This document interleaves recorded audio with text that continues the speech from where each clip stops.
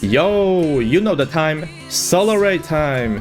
This time it's D1, Ruppy's crazy kid.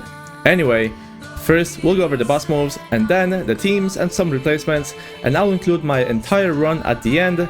Don't forget to like the video and subscribe to the channel, and let's get into it. So for the boss moves.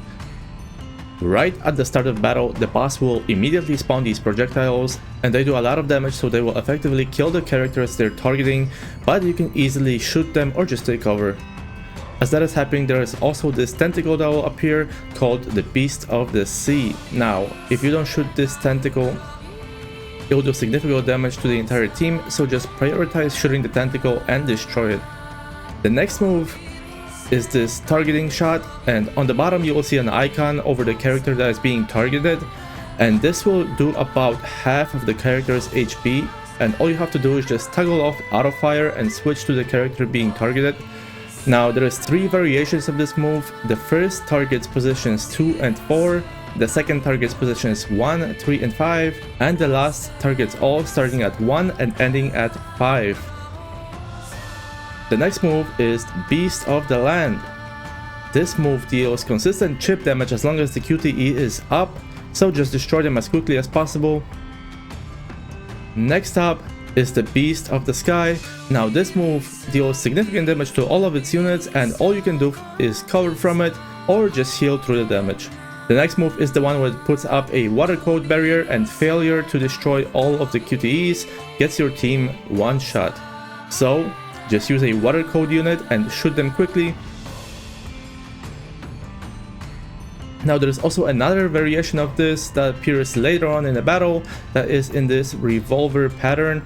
And lastly, there is the mid-battle QTE that appears at about 1 minute and 45 seconds to go, and it has 3 stages. First is the dot in the middle, then a square pattern, and the last is a plus sign. So just quickly get rid of them all and move on.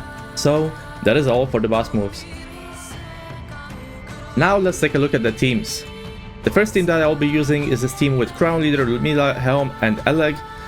This is a very good team that gets a lot of buffs and can ignore many of this boss's mechanics due to the sheer defensive capability, but you can also substitute the new Snow White into this team instead of either Ludmila or Helm, and you can also replace Eleg with Ninja Delta, and of course Little Mermaid performs well instead of Leader as well.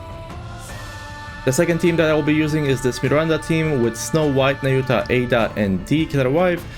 You can also use Grave here or Aid instead of Nayuta, and they should be better, but Nayuta is really good because the boss requires strong healers, and also Nayuta's explosion destroys the projectiles, so you don't have to worry about those.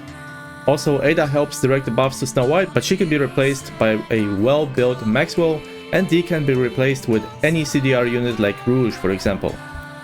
The third team I will be using is the Shotgun team with Grave, Doro, Tove, Drake and Water Celine.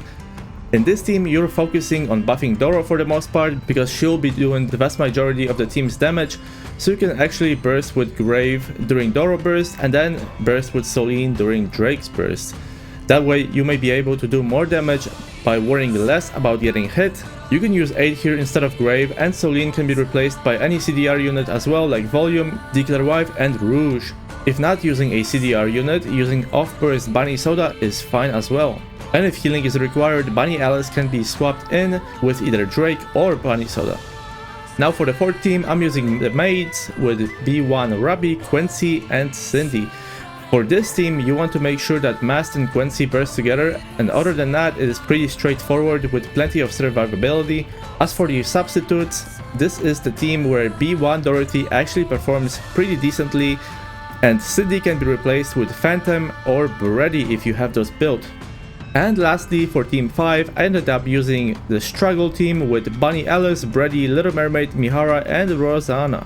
If you have a built Crust, she can also be better overall than Rosanna in this team, and if you still haven't used Helm, this is a pretty good spot to use her in.